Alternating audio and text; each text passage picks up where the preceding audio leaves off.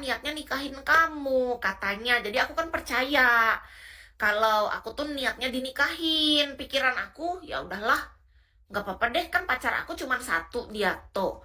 Terus dia niatnya juga mau nikahin. Jadi menurut aku nggak ada salahnya, kata aku, kalau aku sama dia aja gitu. Ya akhirnya benar sih, dia mengabulkan apa yang dia menepati apa yang dia janjiin. Akhirnya dia benar nikahin aku, ya kan? Tapi dari pacaran yang gak sehat sebenarnya. Tapi syukurnya memang dia nikahin aku, syukurnya. Tapi akhirnya pisah. Cuman sempat 3 tahun. Itulah pelajaran berharganya apa? Kita kalau niat pacaran, kita nggak boleh lemah. Mau dia anak kantoran kek, mau dia om-om kek. Iya, kalau kita tujuannya niatnya pacaran yang sehat, hubungan yang sehat, harusnya kita nggak boleh ikutan nakal, walaupun dia ngajarin kita nakal, kita harus lebih kuat. Itu, kita kan lemah berarti.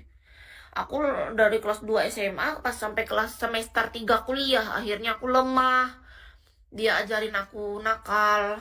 Akhirnya ya udah deh, nggak apa-apa, aku ikhlas. Itu perjalanan hidup aku yang menurut aku itu jadi pelajaran berharga. Kita belajar, ambil petik hikmahnya ya teman-teman. Jangan ambil yang buruk, yang buruknya jangan ditiru, nggak boleh nakal. Kalau pacaran itu yang sehat hubungannya. Kalau mau memang ke arah yang lebih deep, itu kan di pernikahan. Iya, itu perjalanan hidup aku yang menurut aku agak sedikit menyedihkan pada masanya dulu, tapi sekarang itu sudah menjadi sesuatu yang berharga, yang patut kita syukuri, yang membuat kita jadi pribadi yang sekarang gitu. No problem.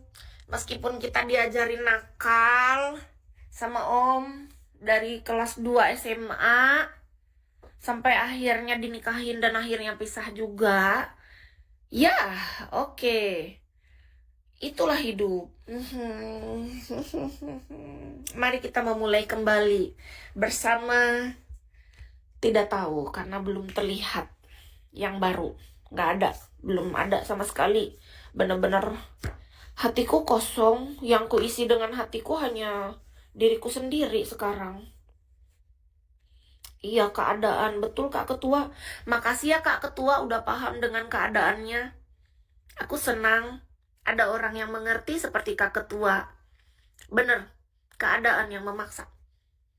Keadaan itu bisa membuat kita menjadi seperti tidak diri kita sendiri. Aduh. Aduh.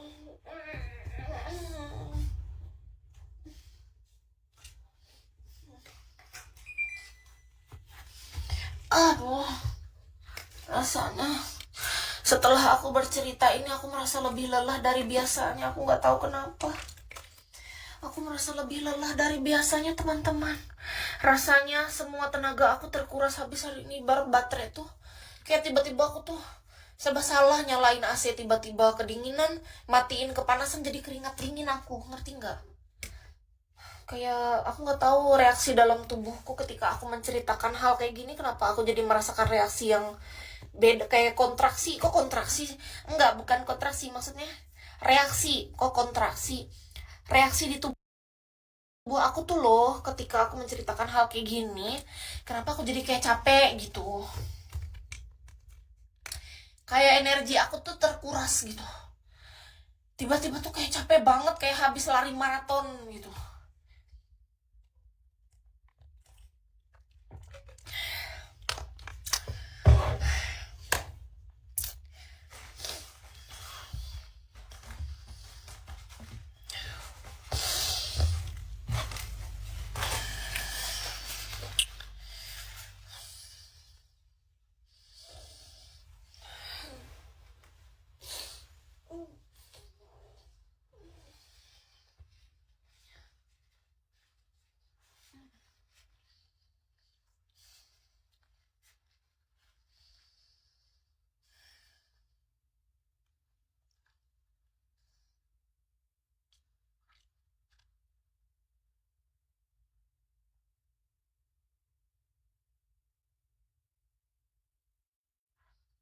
Tahu nggak apa yang menyedihkan dari seorang janda ketika mau mencari pasangan baru? Pria yang baru akan memasang standarisasi bahwa kita adalah wanita yang mudah. Dipikirnya kita mudah disentuh, mudah diperlakukan seenaknya. Padahal justru seorang janda, kayak Kis ini aku udah merasakan, itu adalah seseorang yang justru dia lebih waspada, lebih hati-hati, yang kalau mau disentuh nih justru harus lebih pelan-pelan menyentuh hatinya gitu. Tapi orang nggak paham di sana. Iya.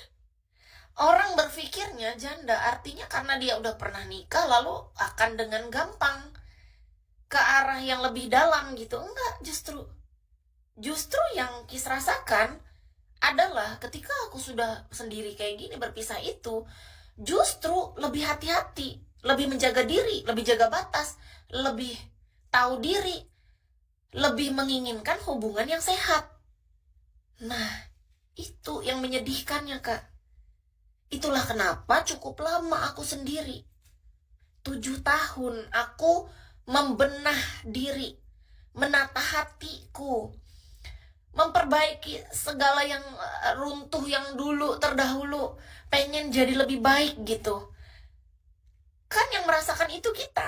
Tapi kan orang luar melihatnya bahwa ya dia udah pernah juga, jadi dipikirnya yo gampang. Enggak segampang itu. Justru hanya yang menjalani yang tahu. Orang yang tidak mengalami tidak akan paham. Tapi orang yang sudah melaluinya nih yang paham. Cuman memang kita nggak bisa sama ratakan karena karakter orang berbeda-beda. Ini kembali ke karakter lagi nih. Karakter, ini masalah karakter. Justru harus lebih pelan-pelan, lebih hati-hati. Maksud Kis gitu, Kak. Cuman ya itu.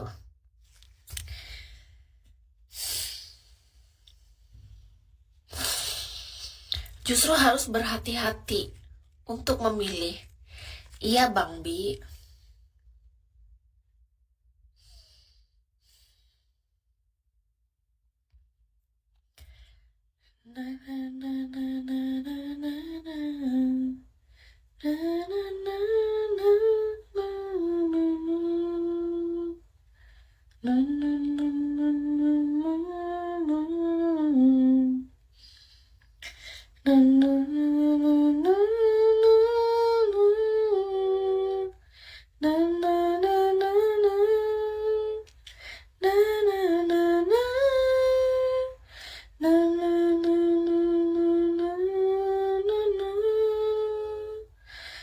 Semuanya sia-sia dan tak berarti lagi. Hidup ini ku letakkan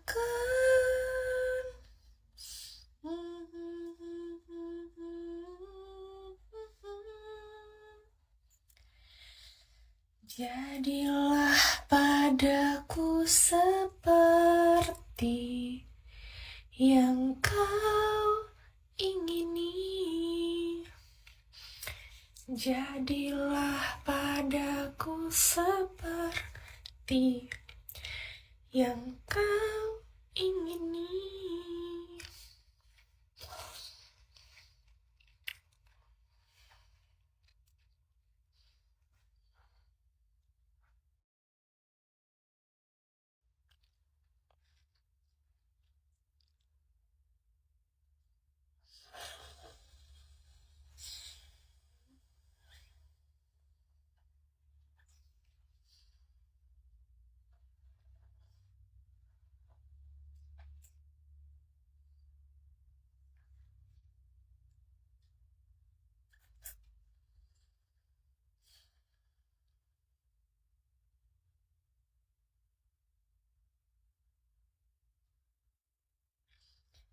Syukuri apa yang ada. Hidup adalah anugerah. Tetap jalani hidup ini, melakukan yang terbaik. Tuhan pastikan menunjukkan kebesaran dan kuasanya bagi hambanya yang sabar dan tak kenal putus asa. Terima kasih ya teman-teman.